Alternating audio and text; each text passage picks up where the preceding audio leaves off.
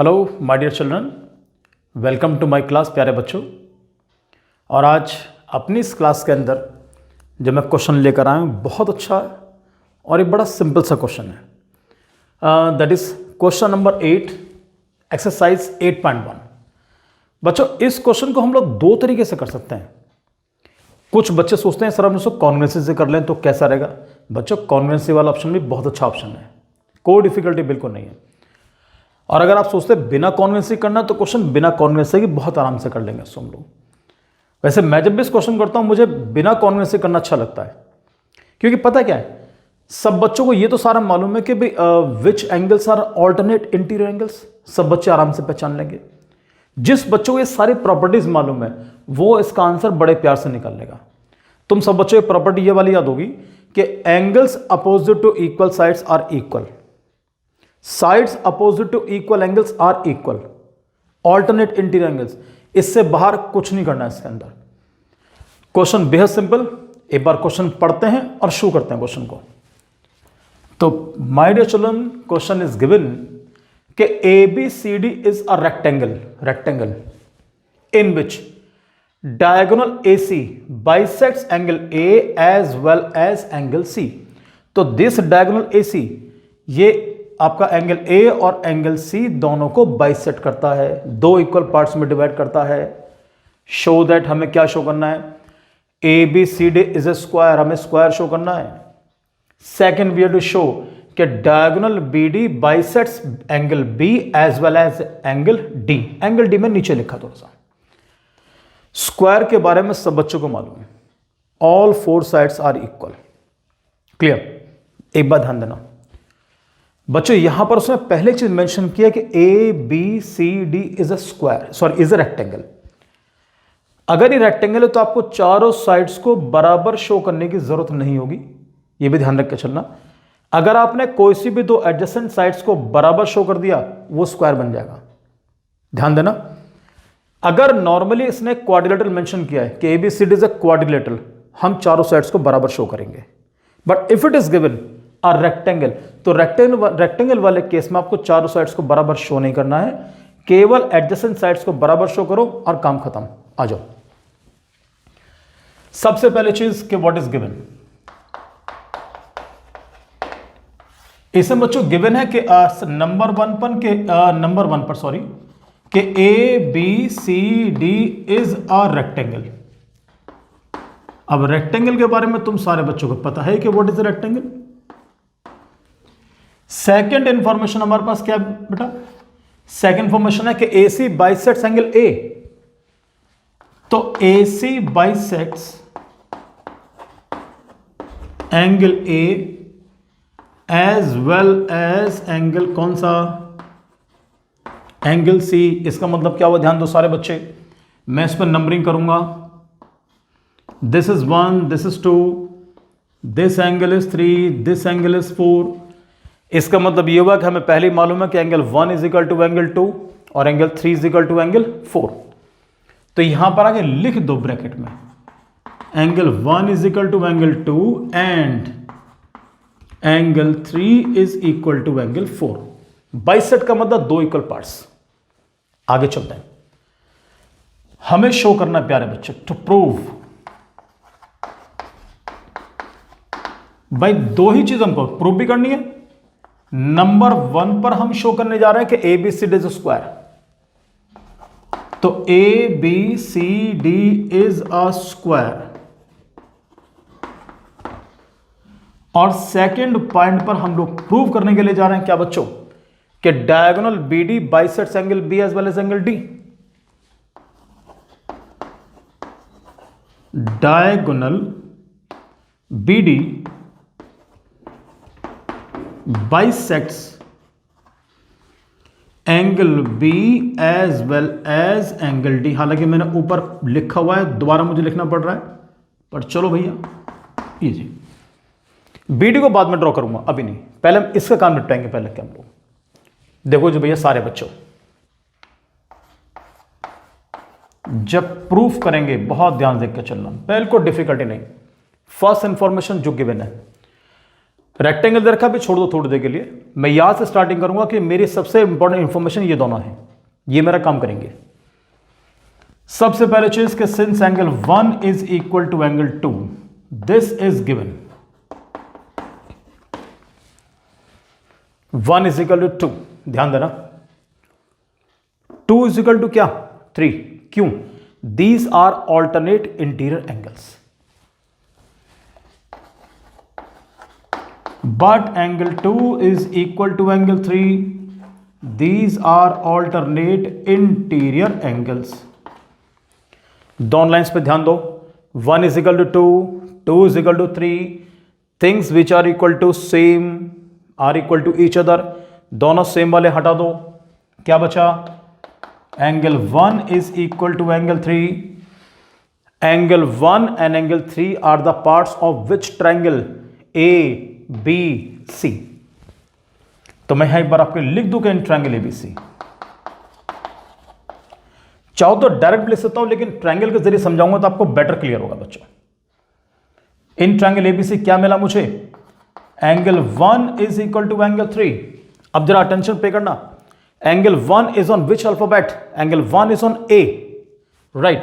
तो angle 1 is on A, तो which side is opposite to A? A के सामने साइड कौन सी पड़ेगी? ए के सामने, यहीं से ध्यान देना सारे बच्चे, ए के सामने ए को छोड़ दो, क्या बचेगा? B C. तो ए के सामने साइड पड़ेगी my dear children B C.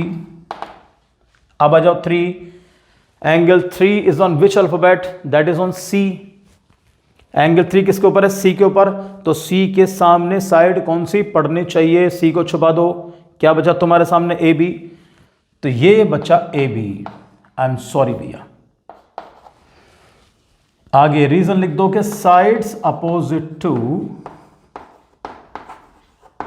Equal angles.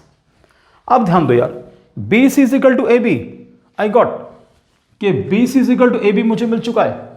और this I told in the beginning कि अगर रेक्टेंगल के अंदर अगर आपको एडजेसेंट साइड्स बराबर मिल गई तुम्हारा काम हो जाएगा। तो A B is equal to B C जैसे आपको मिला तो नीचे लिख दो hence rectangle, this is important, rectangle ABCD is a square।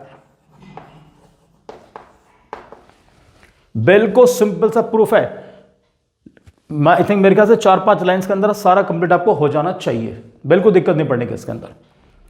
Now come to the second point. अब सेकंड पॉइंट पर तो सेकंड पॉइंट क्या बोलता है कि diagonal BD bisects angle B as well as angle D। चलो जी BD को join करते हैं सर। चलिए चलिए चलिए चलिए, ये लीजिए जी, गुड। बच्चों ध्यान देना, अब कहता है diagonal BD bisects angle B as well as angle D। कैसे करेगा ध्यान देना, मैं नंबरिंग कर चुका 1 2 3 4।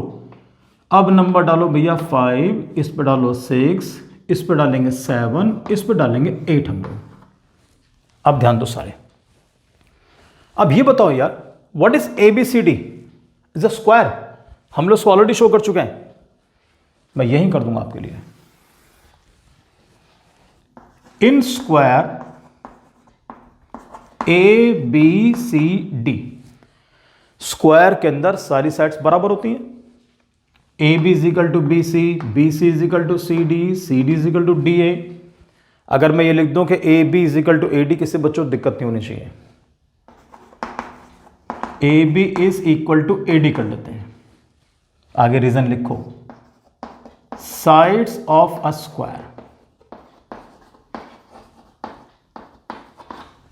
हो गया। AB and AD are the parts of which triangle? AB and AD are the parts of which triangle? ABD।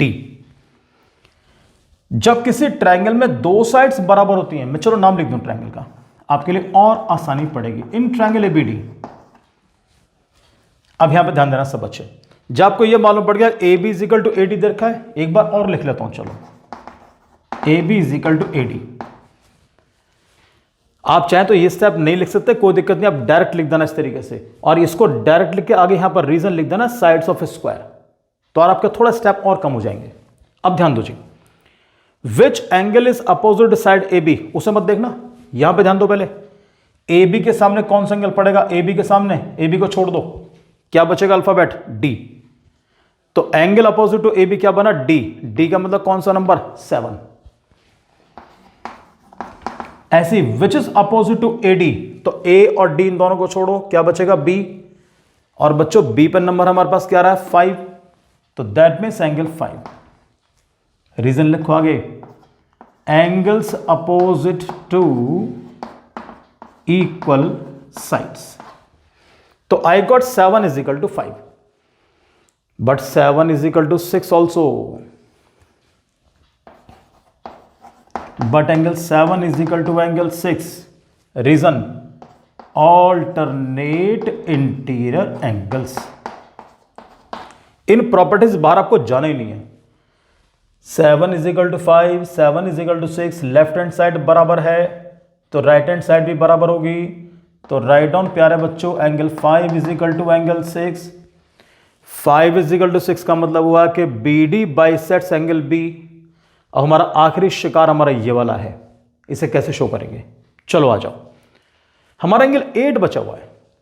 Angle 8 किसके बराबर है, एंगल 8 इज इक्वल टू, हालांकि 6 के बराबर भी है, लेकिन angle 8 is equal to angle 5, जो कि आपको आसानी से नजर आएगा।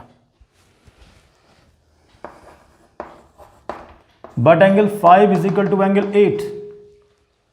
रीजन क्या लिख के चलेंगे, वही ऑल्टरनेट इंटीरियर एंगल्स। अब ध्यान देना, 5 इज इक्वल टू 8 और 5 किसी और एंगल के बराबर भी है। ये देखो ध्यान से, इन दोनों ब्लॉक्स में अटेंशन पे करो। 5 is equal to 8, 5 is equal to 7। इसका मतलब क्या हुआ, things which are equal to same are equal to each other. इसे हटा दो, क्या बचा, angle 7 is equal to angle 8। So therefore I am getting angle 7 is equal to angle 8। तो 5 इज इक्वल टू 6 मिल गया, 7 इज इक्वल टू 8 मिल गया। इसका मतलब क्या हुआ कि B D bisects angle B as well as angle D. तो नीचे लिख देंगे, hence diagonal B D bisects angle B as well as angle D, as well as angle D.